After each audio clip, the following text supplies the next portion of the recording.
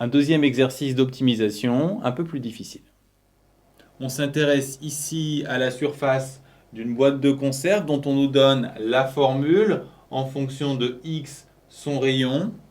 Le but de l'exercice, c'est de trouver le rayon qui permet d'optimiser la quantité de métal utilisée, attention, au millimètre près. Alors, optimiser, c'est trouver le maximum ou le minimum.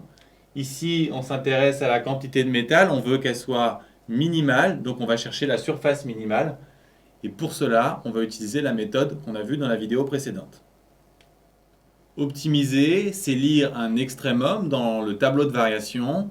Et pour ça, on va calculer la dérivée, puis étudier son signe. Alors, la dérivée, ici, on a clairement affaire à une somme. C'est intéressant de voir 2 sur x comme 2 fois 1 sur x. Ensuite, on dérive morceau par morceau. 6,28x, la dérivée, c'est 6,28. Et 1 sur x, il faut se souvenir que c'est moins 1 sur x carré. Et bien sûr, le 2 qui multiplie 1 sur x, on le garde. Ensuite, on simplifie.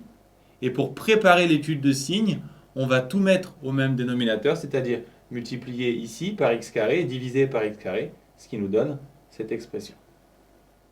Deuxième étape, on cherche le signe de la dérivée. Le bas est un carré, donc positif. Est-ce qu'il peut être nul? On regarde. X, c'est le rayon. Le rayon de la boîte ne peut pas être négatif. Il ne peut pas être nul non plus, sinon on a un fil et pas un cylindre. Donc, puisque x est strictement positif, x carré aussi strictement positif. Donc, pas de problème de valeur interdite. Et puisque le carré est positif, le signe de la dérivée est le signe du numérateur. On doit déterminer le signe de cette expression.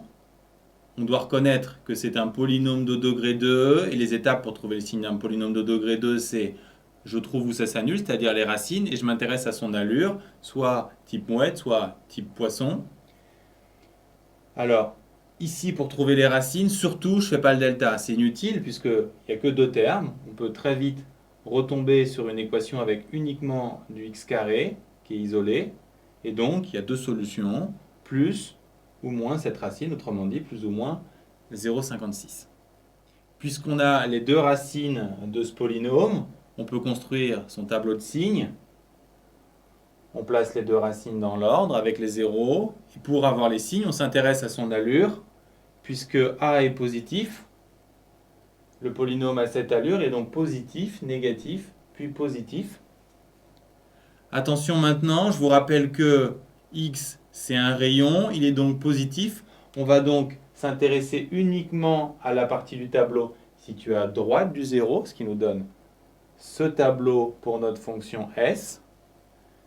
Là où la dérivée est négative, la fonction est décroissante. Et là où elle est positive, la fonction est croissante. Avec notre tableau, on va donc pouvoir répondre à notre question de départ. Le rayon qui permet d'optimiser la quantité de métal, c'est-à-dire d'avoir la surface minimale, c'est 0,56. Remarquez qu'on ne vous demande pas cette surface, donc pas la peine de la calculer. 0,56, mais attention, décimètre, et on vous demande une réponse en millimètres. Un décimètre, c'est 10 cm.